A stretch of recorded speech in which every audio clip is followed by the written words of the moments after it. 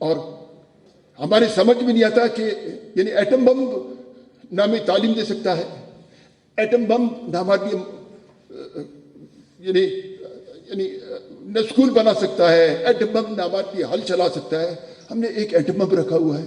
اور اچھا آج دنیا میں کسی ایٹمی قوت کو یہ جرت نہیں ہے کہ وہ کسی ملک پہ ایٹم بم پھینکے.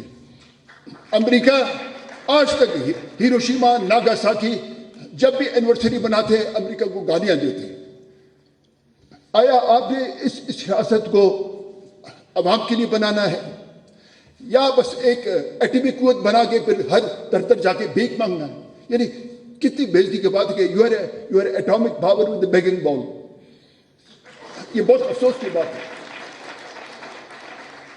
ہم آج بھی ہم کہتے ہیں اس فیڈریشن کو خراب مت کرو، تمہارا اپنا کام ہمارا اپنا کام.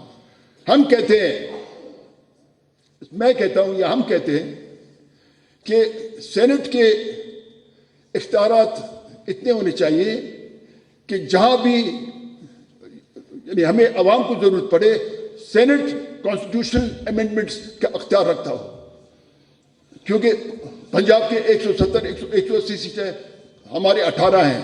اچھا ہمارے 18 کا بھی کوئی پرواہ نہیں. 18 بھی تو 18 میں سے میرے خیال وہ 12-13 ریگنگ کر کے وہ آتے ہیں. جس طرح ہی قاسم سوری ہمارا کوئٹہ والا ایک ہے جو 55,000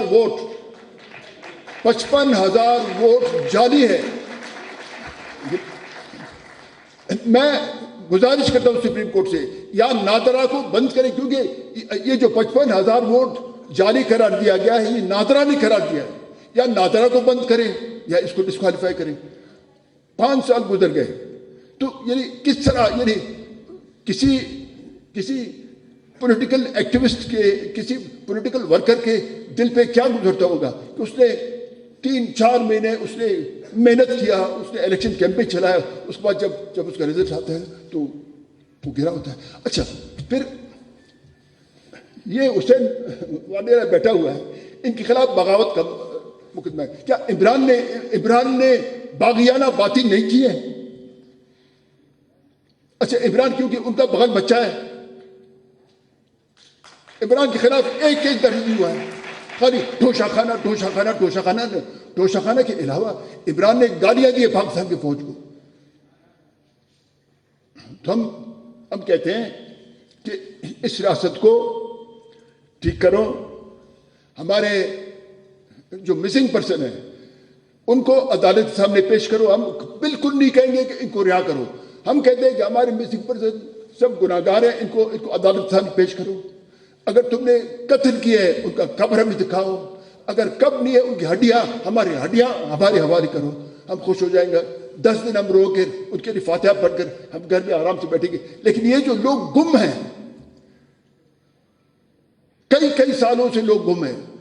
آپ مائیں بیٹھے ہوئے ہیں یہاں والدین بیٹھے ہوئے ہیں. آپ خود سوچیں کہ اگر کسی کی بلی گم ہو جاتی ہے وہ میرے خیال میں کم از کم 1 ہفتہ 2 ہفتہ جب تک وہ بھول نہیں جائے اس کو آرام نہیں آئے گا. کشائی کے لوگوں کے زندہ تیار تعلیم یافتہ بچے گم ہیں. یہ پشتونوں کے ساتھ بھی ہو رہا ہے، یہ ہمارے بلوچوں کے ساتھ بھی ہو رہا ہے، یہ سندھ میں بھی ہو رہا ہے. اور ایک بات آپ دیکھیں نا کہ اب سندھ میں بھی آزادی کی تحریک چل رہی ہے، یہاں بھی چل رہی ہے چھوٹے پیمانے پر. لیکن وہ انگریزی میں کہتے ہیں کہ بگ فائرز اسٹارٹ اسمال. بڑے آگ ایک ماچس سے جلیں گے اور آگ ہر جگہ لگا ہوا ہے. ان کو ہوش کے ناخن کٹنے چاہیے. ان کو یہ اپنا جبر و استحباب یہ سارا دھندا بند کرنا چاہیے.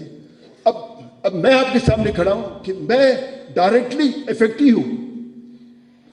ہمیں ایمبوش کیا گیا فوجی کیمپ کے 100 گز دور ہمیں ایمبوش کیا گیا. میرے والد شہید ہوئے، میں زخمی ہوا، میرا بھائی، ہمارے اور لوگ. اس کے بعد نہ کوئی انکوائری ہوا، کچھ بھی نہیں ہوا. میرے بھائی سراج تو خاص ان کا آدمی تھا. سراج 400 لوگوں کے ساتھ دھماکے میں مارا گیا. لیکن کوئی نائب تحصیلدار نے بھی انکوائری نہیں کی.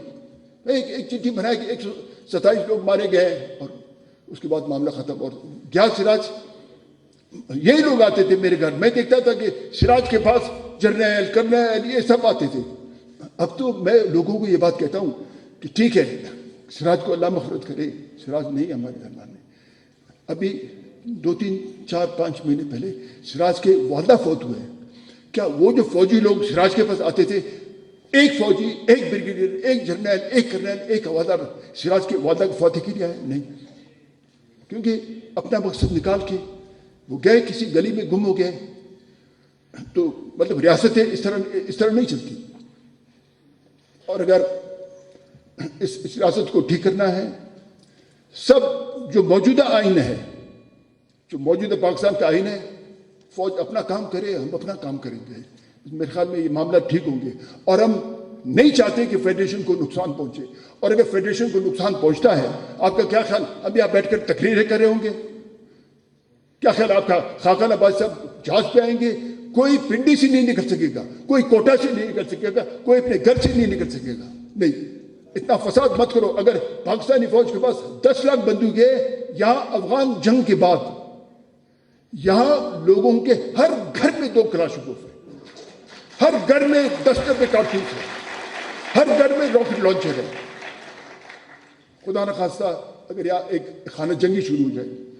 نہیں, آج میں پشتون بھائیوں سے اپیل کرتا ہوں, میں بلوچ بھائیوں سے بھی اپیل کرتا ہوں کہ آج اکٹھے ہو جاؤ, اس فیڈریشن کو بچانے کے لیے اکٹھے ہو جاؤ. اور اگر تم اکٹھے نہیں ہو جاؤ گے تو اس فیڈریشن کو یہی فوجی نقصان پہنچائیں گے اور ہمارے آنے والی نسلیں تباہ ہو جائیں گی.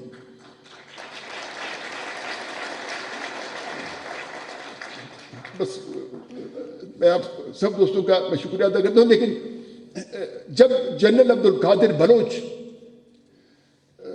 وہ جب کور کمانڈر تھے اور امیر الملک مینگل گورنر تھے, تو میرے گاؤں کو بلڈوز کیا گیا, میرے گاؤں کو لوٹ مار کرایا گیا. پھر بلڈوزر, سرکاری بلڈوزر, سرکاری ڈیزل, سرکاری بلڈوزر آپریٹر کے ساتھ بالکل اس کو میرے گاؤں کو بلڈوز کیا گیا. اور اسی لیے کسی سے میں نے پوچھا, کہتے وہ تو آپ کا بلوچ ہے. تو میں نے کہا کہ ڈگری ہوتی ہے, اصلی ہو جعلی ہو, فوجی ہوتا ہے یا بلوچ ہو یا پنجابی ہو.